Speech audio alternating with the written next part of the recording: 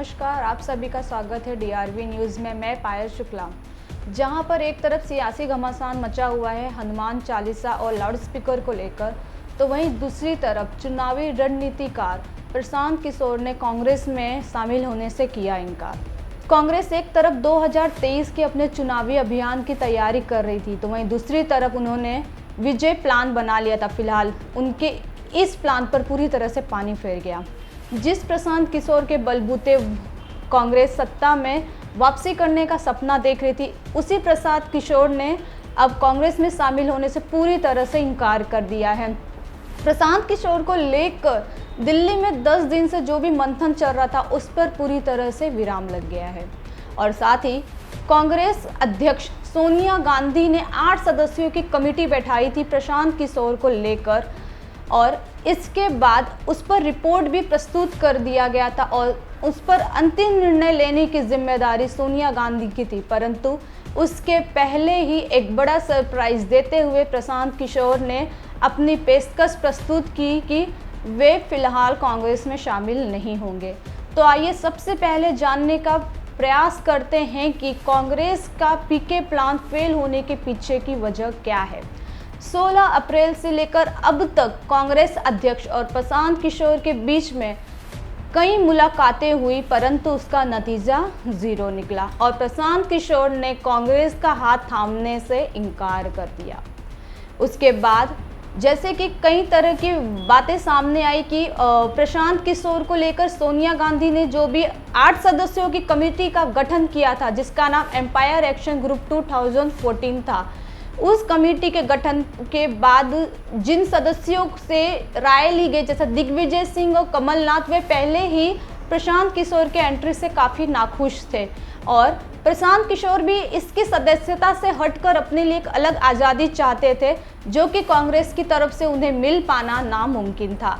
इसके बाद प्रशांत किशोर ने अपनी पेशकश प्रस्तुत करके कांग्रेस में शामिल न होने की बात रखी और इसकी सबसे पहली जानकारी कांग्रेस के प्रवक्ता रणदीप सुरजेवाला ने ट्वीट कर बताया कि सोनिया गांधी द्वारा दिए गए ऑफर को फिलहाल प्रशांत किशोर ने ठुकरा दिया है, लेकिन हम प्रशांत किशोर की सराहना करते हैं कि उन्होंने कांग्रेस के लिए जो भी प्रयास या सुझाव किए, उसके बाद तुरंत ही प्रशांत किशोर ने ट्वीट कर जानकारी दी कि मैंने कांग्रेस में शामिल होने और उनकी राजनीतिक जिम्मेदारियां मानने से इनकार कर दिया है। फिलहाल उनको मुझसे ज़्यादा इस समय पार्टी के नेतृत्व करने वाले किसी नए व्यक्ति की ज़रूरत है।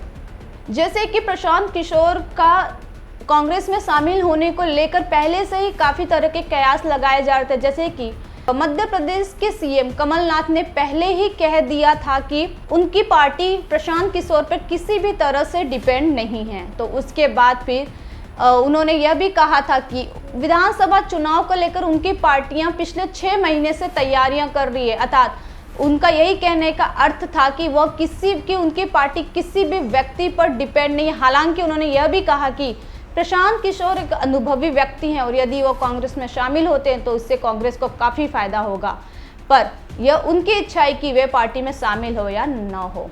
इसके बाद यह भी माना जा रहा है कि कांग्रेस और प्रशांत किशोर के बीच में उनकी आईपैक अर्थात इंडियन पॉलिटिकल एक्शन कमेटी भी एक बहुत बड़ी वजह रही। तेलंगाना और आंध्र प्रदेश समेत कई राज्यों के पार्टी और वहां के राजनीतिक दलों और नेताओं के साथ प्रशांत किशोर के काफ़ी अच्छे संबंध थे और इन्हीं नेताओं के साथ कांग्रेस का सीधा मुकाबला हो रहा था। और कांग्रेस की यह भी शर्त थी कि प्रशांत किशोर फुल टाइम अर्थात पूरी तरह से कांग्रेस की जिम्मेदारी अपने अधीन ले ले और किसी भी राजनीतिक दलों के साथ कोई भी रिश्ता न रखे। आपको बता दें कि प्रशांत किशोर एक चुनावी रणनीतिकार है और अलग अलग राज्यों के अलग अलग क्षेत्रीय पार्टियों के साथ उनके काफ़ी अच्छे संबंध है।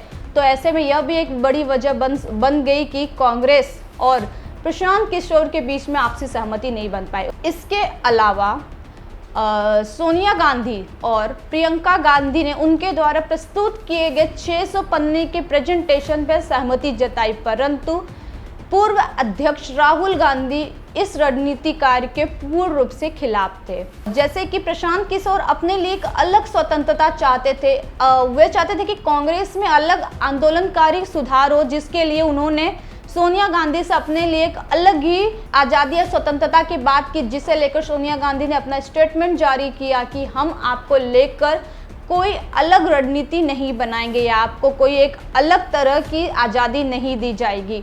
और यदि देखा जाए तो किसी अलग पहलू की तरफ, तो 2014 के लोकसभा चुनाव में नरेंद्र मोदी के चुनावी अभियान को प्रशांत किशोर ने ही गढ़ा था, जिससे भरोसे के मुद्दे को यदि लिया जाए तो यह भी एक बड़ी वजह बन गई कि कांग्रेस प्रशांत किशोर को लेकर अपना मन नहीं बना पाई। हालांकि प्रशांत किशोर को लेकर कांग्रेस पार्टी के कई दिग्गज नेता नाखुश थे, शायद से इस जानकारी के बाद उनको थोड़ा राहत जरूर मिली है। फिलहाल प्रशांत किशोर को कांग्रेस में शामिल न होने को लेकर आपकी अपनी राय क्या है, ये हमें कमेंट बॉक्स में ज़रूर बताएं और हमारे चैनल को लाइक, सब्सक्राइब और शेयर जरूर करें। फिलहाल आज के लिए इतना ही। जल्द ही एक नई न्यूज़ के साथ आपके सामने पुनः उपस्थित होंगी। तब तक के लिए मुझे और मेरे DRV टीम को दीजिए इजाज़त। धन्यवाद।